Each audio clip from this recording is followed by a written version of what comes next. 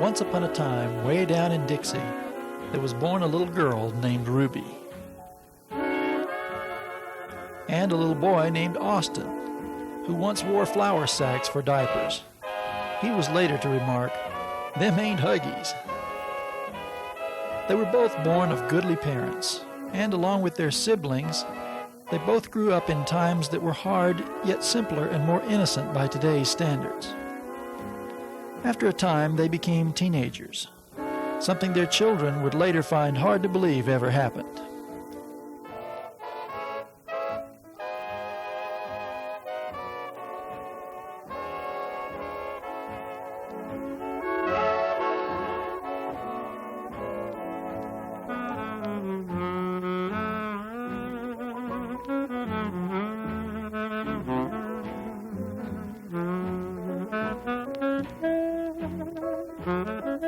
Austin either really liked cars or just liked having his picture taken with cars.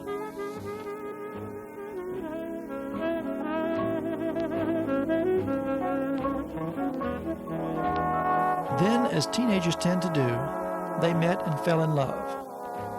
Well, my first girlfriend was Ruby. I dated some other girls after I met her, but I said when I first met her, I said, that's the girl for me. Ruby was my first love.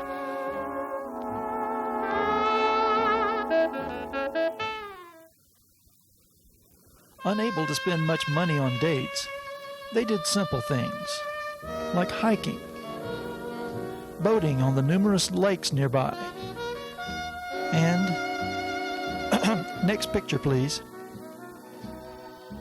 I remember some of the first days. We went to church functions.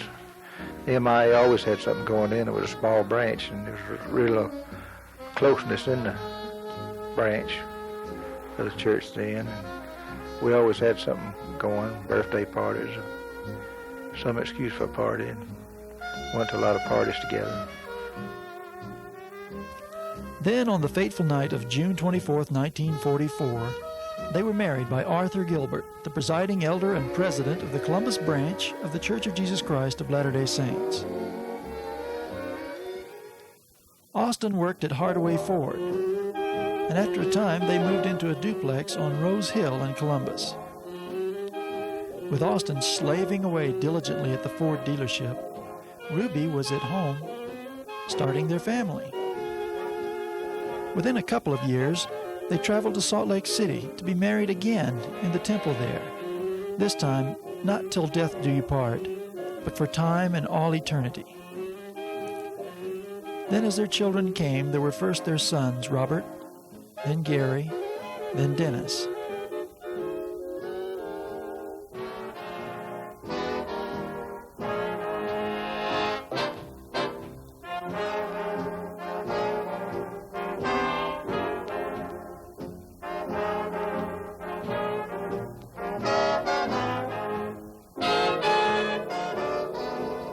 They finally had a girl when Rosalind was born, 16 years after their first child.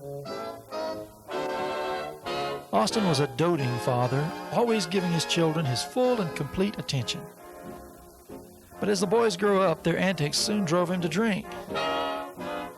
Ruby tried to escape through alligator wrestling, and she even considered joining a motorcycle gang. Austin decided that traveling together was a better way to distract the kids and build family togetherness. So every summer they packed up their car and headed for a different part of the country. The little family grew and they enjoyed life together until Robert finally left the nest, first for college, then to preach the gospel as a missionary. As the kids began to move away, camping and square dancing became Ruby and Austin's favorite pastimes. The years have brought much happiness to Austin and Ruby and to their children, family, and friends. Ruby and Austin have always been part of our life. I can't imagine going through life without Ruby and Austin because they're like family. Ruby and Austin are a good example of what a couple that's been married 50 years ought to be like. We've grown sort of close to them, and we can see that they love one another. When you get close to one of the playing cards and going out to eat, you sort of see the faults as well as the good things, and it always ends up with Ruby and Austin kissing one another.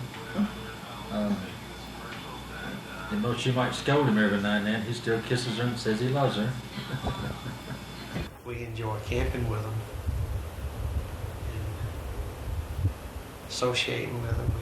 We've always loved them. And you wouldn't believe how many good parties we used to have. I keep trying to get my young children now to start having parties together, because this has caused such a bond. We'd have maybe just a plain old hot dog, but we'd play games and laugh so hard we'd just fall on the floor. The fact that Ruby and Austin always loved to dance. We used to have a dance nearly every week. Things have changed a lot, but we'd all dance, and we'd have parties, and we'd just go somewhere where it didn't cost much. It used to be a real treat if we could save up $2.50 a piece to go to the Goo Goo for a steak about once a year. When I think about Ruby as being the older sister that I never had, because when Red and I decided to get married, she sort of took us under her wing, and she used to take me to the grocery store and tell me how to manage my money and just all sorts of things. We played skip rope once or twice a week, and Ruby and me are always partners, and Olive and Austin always cheat. The way I met you and Ruby. Who was that had the 5 things out there the other night? Yeah. We have oodles of fun with them because Austin is very witty, and Ruby always gets mad with me. And so we have a real fun time. They'll do that, then Austin will turn around and make her kiss him. Yeah. She does. Yeah, she does. She'll turn around and make him kiss her. She'll kiss her. He makes that's all her kiss him. Yeah. What's kept them together is what's kept all good people together. They work together. They work hard at it. Austin and Ruby has always been compatible one with another. They've always liked a good time. They've always liked to go square dancing and things of this nature.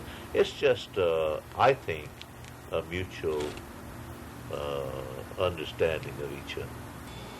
Socializing with them at church and being a part of their lives, they've been fun people. And